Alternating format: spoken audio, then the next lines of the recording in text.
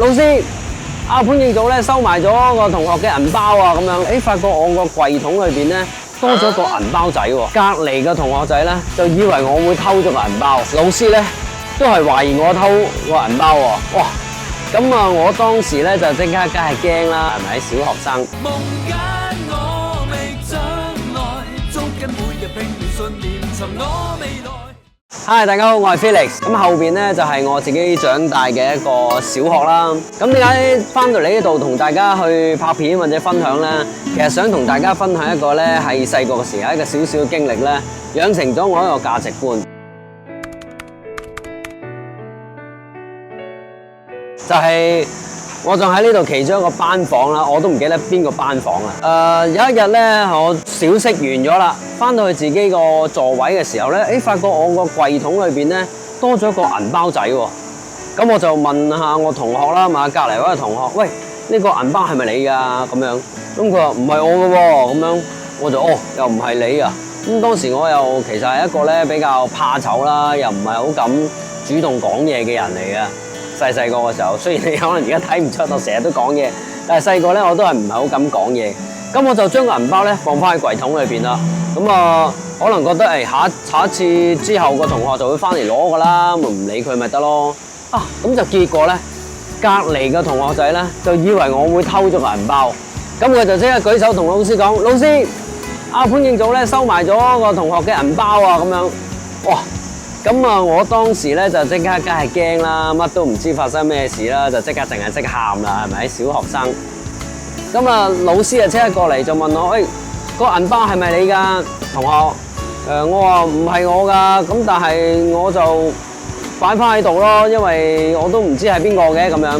咁個老師就問我：點解你唔主動攞出嚟俾我咧？或者你唔舉手講俾我聽咧？咁結果咧，老師咧都係懷疑我偷個銀包喎，咁所以咧就又要見家長啦，又要同樣地去罰我啦咁樣。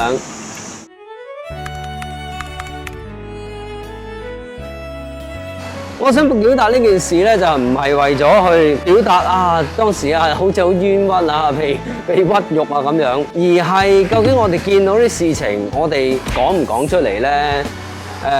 定係由佢發生咧？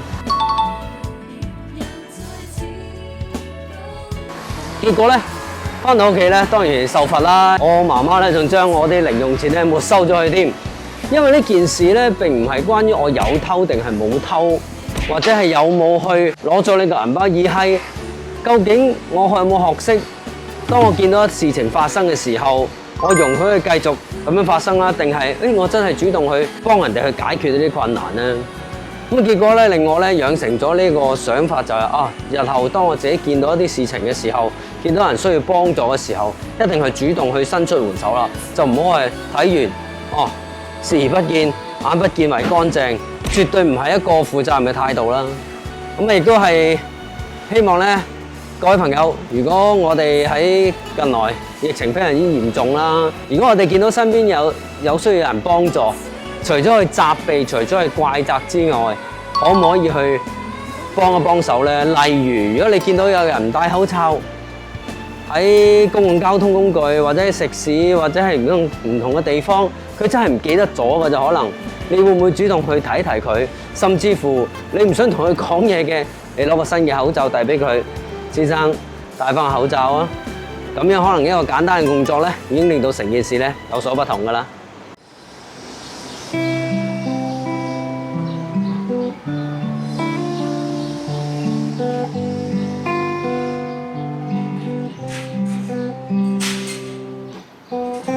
當天的小伙子已經成長，現實大路沒有分得清方向，小小村莊偏偏記憶猶新，熱鬧時來日夜未覺興奮。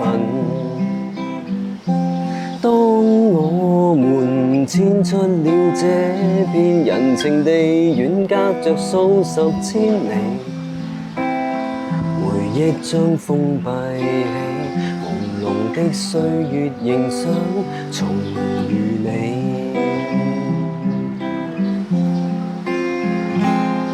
誰亦青春有限，就讓你的珍貴心跳聲同到變幻。